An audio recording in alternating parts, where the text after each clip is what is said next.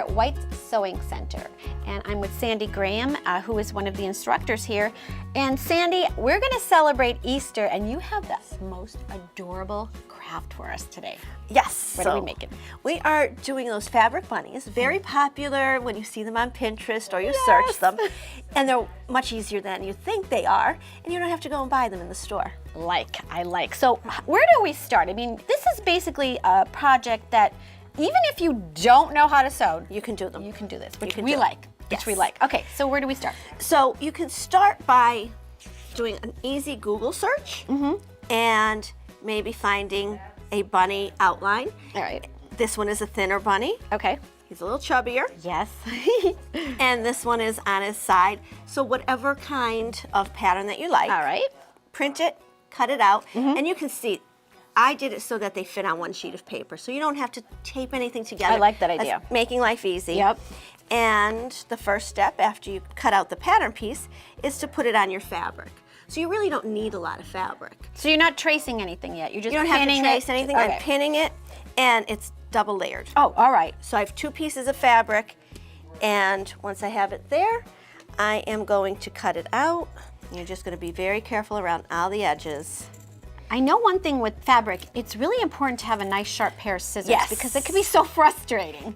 A good pair of scissors, any sewist will know that you have your fabric scissors and you have your paper scissors, and the two should not be shared with one another.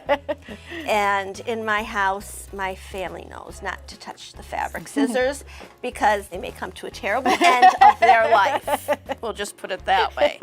Once we have it, if we are going to sew it, we do want to sew it with the pretty sides out or the right sides out. All right. And if we were going to hand sew it, I'm just going to take a needle and thread. I have a darker thread because I want you to be able to see it. Okay, I see. But I might match the thread if I were doing it for All right. myself. But again, if I want to see that thread for a more rustic look, you can do that. that's so cute too. if you have a black and white buffalo check, maybe you want a red thread.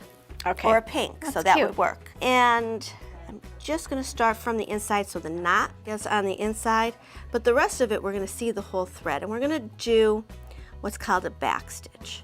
So we're going to come out a little bit, pull it, but then we're going to come back and meet that first stitch and go a little bit further. And this way you're going to be sure that there's no openings in your stitch. See how that is going to kind of look like a continuous stitch? It almost looks like a sewing machine stitch.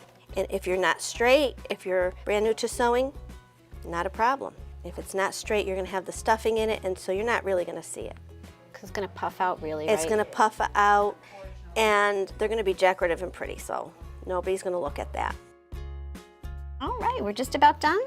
So we're going to come just about maybe another inch in All right. and leave about a 2.5 inch space. Yeah, don't forget you can't sew it all up, right? You can't sew it all up. You have to have room to put the stuffing in. And we're going to go to the sewing machine next. We have some cut out, and when these were cut, we used pinking shears to cut them.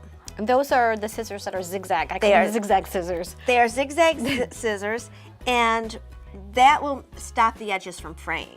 Okay. So on the one that I did the hand sewing, kind of a little rustic, you'll get a little Yeah. fraying. That's a nice look too. It So is. it just depends on what look you like. And when you're doing sewing, everything could be personalized to what you like. So you can make them any way that you please. All right, we're gonna pin this and then we'll go to the machine. All right, we're ready to stitch our bunny together. So again, we're going to leave that opening on the straight part on the bottom because All that right. will be easiest for us to fill it. I'm going to use, just as a guide, the edge of the fabric on the edge of my presser foot. Okay. And that will make our stitches a little even as we go. And I'm going kind of slow because there are a lot of turns. That's probably the most challenging part, right? Probably. If you're not used to using the sewing machine, and there's times for this you have to pick it up and turn it because they are kind of tight. And then that is ready to be stuffed. All right, that looks great. So you want to get a small piece of stuffing. I gave you a little skewer. That might help you to push that up into the ears. Okay. And just try to get it as far up as you can. But once you get to a certain part, those ears get thin and your fingers won't fit. So all I'm going to do is take this and squish up my stuffing a bit, and I'm going to put it back on the machine. So if you really didn't want to sew it all, There are some fabric glues on the market, Oh, okay. and that you can do it totally as a no-sew project.